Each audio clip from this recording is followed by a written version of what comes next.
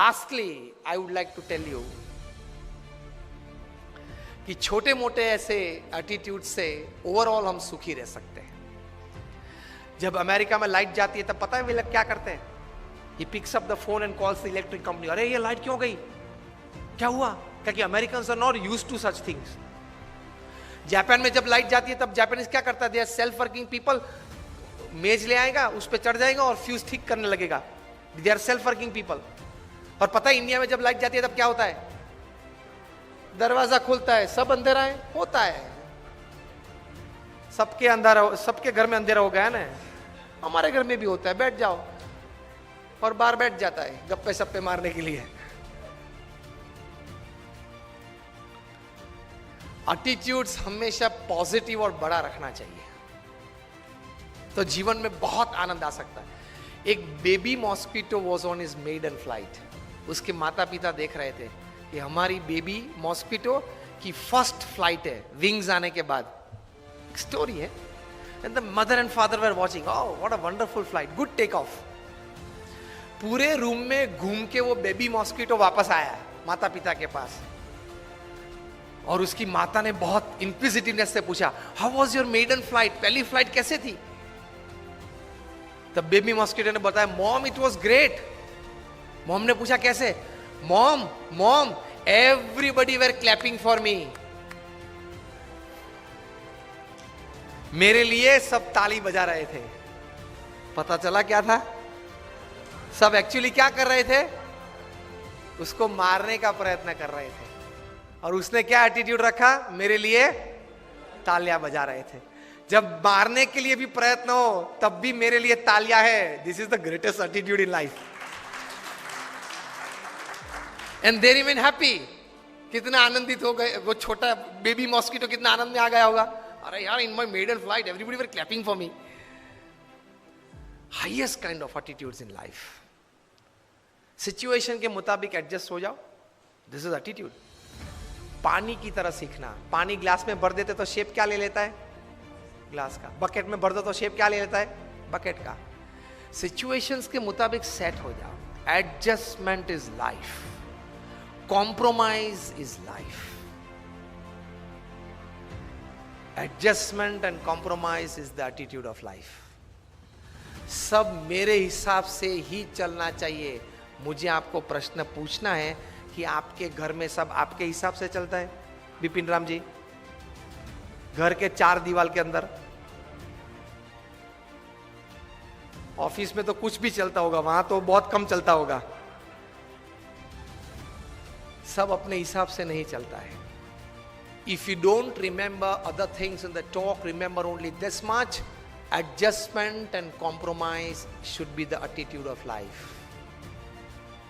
आप भी कुछ हैं, हम भी कुछ हैं, लेकिन कोई कॉमन मिनिमम प्रोग्राम CMP कैसे बना के मैं भी थोड़ा अपना रखूं और थोड़ा छोड़ दूं, आप भी अपना थोड़ा रखें और थोड़ा छोड़ दें, ताकि हम कॉमन प्लेटफॉर्म पे आ जाए और काम करें और थोड़ा नतीजा लेके आए। That should be the attitude in life.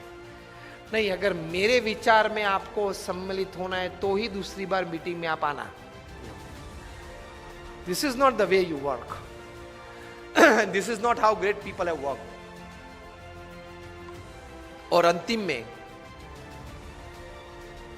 डेढ़ बजने में 5 मिनट बाकी है।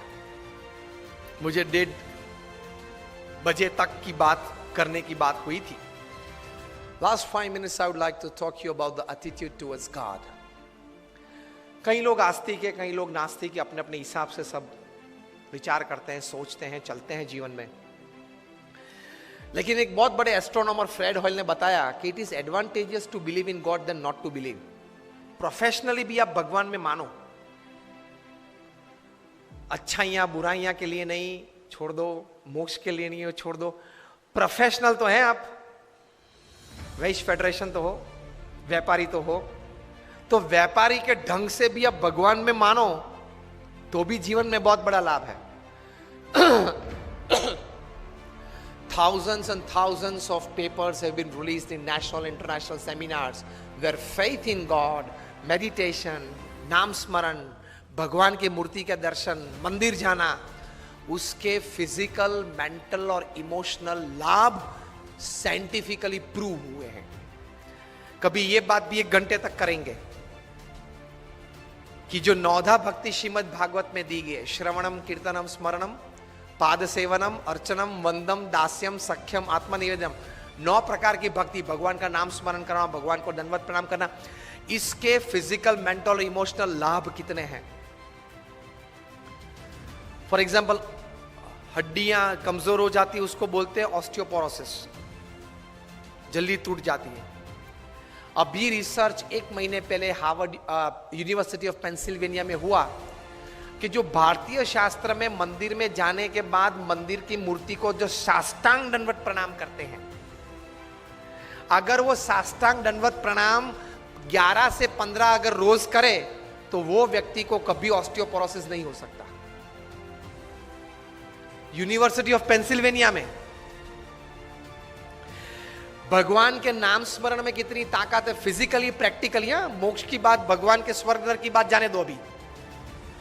तो प्रोफेसर न्यूबर्ग ने यूनिवर्सिटी ऑफ पेंसिल्वेनिया रिसर्च किया, डिफरेंट एज ग्रुप्स के व्यक्तियों को बिठाया, 20 वीक्स का प्रोग्राम था, हर रोज 10 मिनट मेडिटेशन में, और जो भी भगवान के स्वरूप में वे मानते हो उस स्वरूप का ध्यान करके नाम स्मरण करना।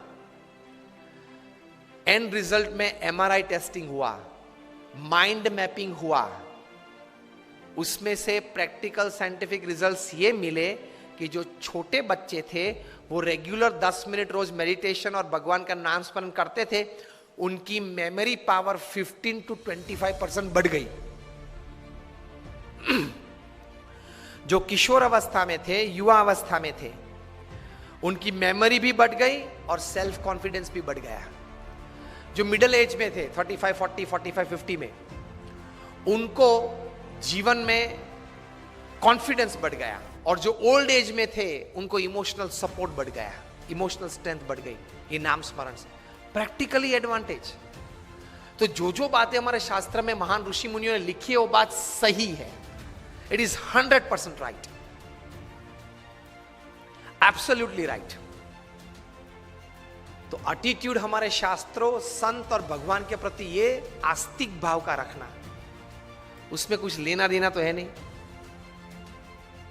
उसमें कुछ लेना देना तो है नहीं। ये एटीट्यूड रखो कि भगवान है, भगवान ये सर्वे जगत के कर्ता हर्ता है, और जो भी कुछ करते हैं वो हमारे मनुष्य के अच्छे के लिए करते हैं। इतना पॉजिटिव एटीट्यूड भगवान के बारे में रखो तो बहुत शांति रहेगी, बहुत स्थिरता रहेगी।